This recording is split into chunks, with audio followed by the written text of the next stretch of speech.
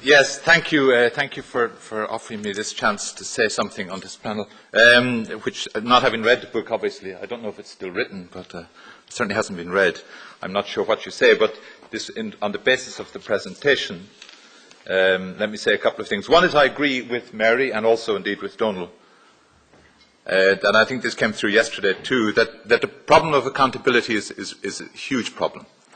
But it's the accountability of the government rather than the accountability of our representatives. As I tried to say yesterday, we hold our representatives very accountable and we control them very closely. But in doing so, we neglect to control our governments.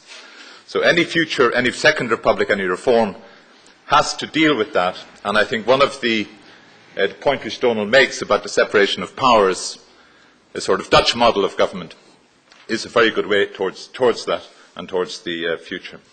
We also need more participation. That is clear. We have a very passive citizenry in Ireland. We have a very passive politics in Ireland. And we need to get more engagement. We need to get more involvement of citizens. But one of the things where we also need much more accountability and much more engagement is at the European level. And we talk about global pressures and we talk about European pressures. But we have a huge constraint on any second republic, on any choices which we make. We have a huge constraint being imposed by Europe. And while we talk about governments engaging with Europe, and ministers engaging with Europe, and political leaders engaging with Europe, we talk very, very little and see very, very little opportunity for citizens to engage in Europe and for citizens to hold Europe accountable. I'm much less optimistic than Mary or than Peter probably about the choices facing our society or facing any society in Europe at the moment. I think an awful lot of our choices are constrained by the past, by path dependency, by the debts we've built up which limit government manoeuvre, but also by the constraints imposed by the European Central Bank, by the European Commission and by the European political order. There's very little real freedom which nation states have now. There are differences between European political systems, but European political systems have very little choice about the paths which they follow. The differences are there, but you can't choose to do something else. You can't choose to be like Sweden, or you can't choose to be like Norway, or you can't choose, luckily enough, to be like Italy.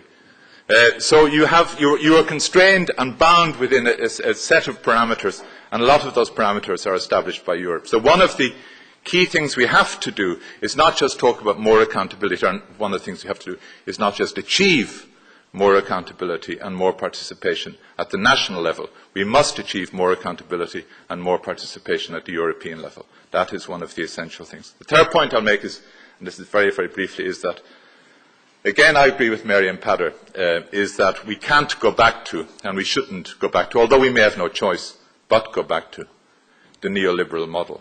One of the most striking things you can see from which sociologists and economists and political economists have shown us in the last 10 years and the last 20 years is that with the triumph of neoliberalism, with the retreat of the state, what we have seen everywhere, in every European society, in every advanced society, especially indeed in the United States, is growing inequality.